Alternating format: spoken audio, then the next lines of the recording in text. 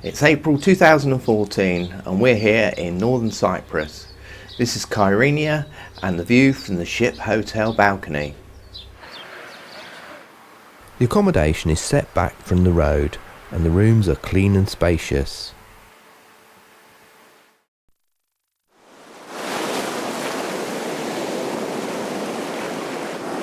This is one of the main beaches in Northern Cyprus. Behind me is the harbour wall of Kyrenia.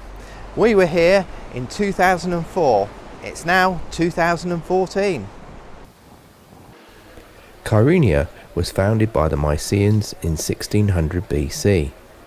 The Horseshoe Harbour is bordered by cafes, restaurants, bars, fishing and excursion boats. Further along the harbour is Kyrenia Castle. This was originally built in the 9th century by the Byzantines to ward off Arab invaders. Around 300 BC, a Grecian ship sailed from Samos via Rhodes bound for Kyrenia. It never arrived and the sunken wreck seen here was discovered in 1967. These vessels contained wine and almonds. We can imagine how busy the port must have been.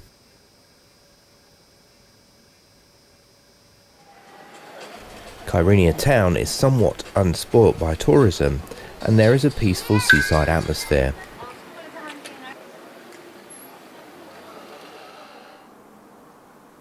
We are at St. Hilarion Castle.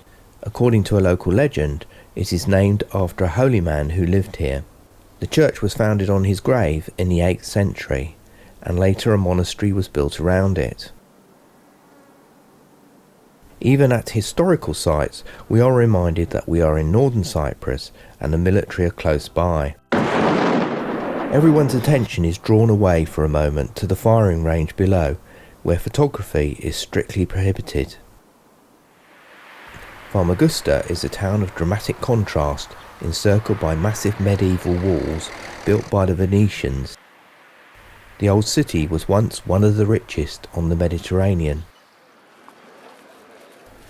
Modern Famagusta, unspoilt by tourism, blends with the ruins that signify thousands of years of history, including once British rule. This cemetery reminds us of past conflicts.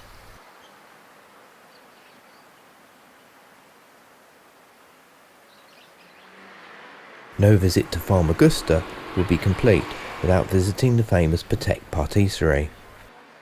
There's so much to choose from on the menu.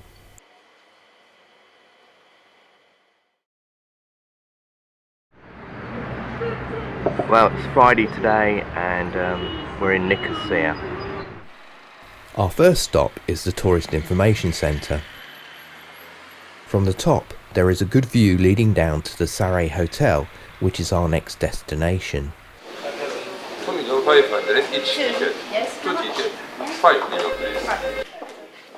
Taking the lift to the top enables us to observe the Greek and Turkish sides of the divided city.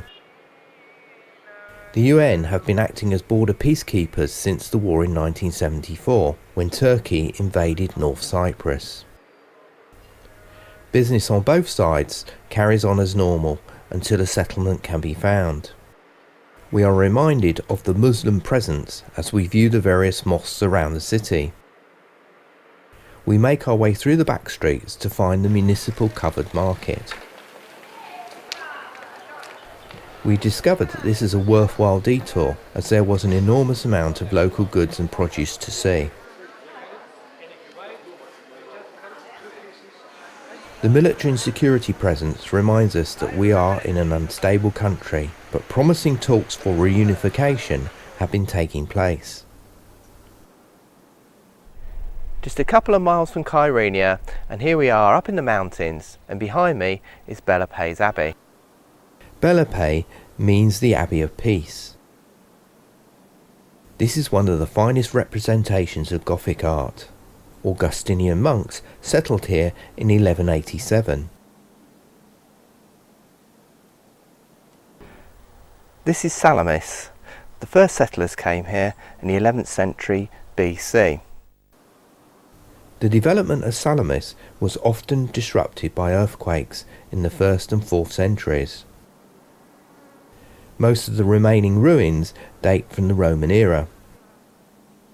With a plentiful water supply, hypercourse heating, an abundance of art, and its own theatre, Salamis shows typically the opulence of the Romans. The natural catastrophes and the raids of Arab pirates brought this to an end.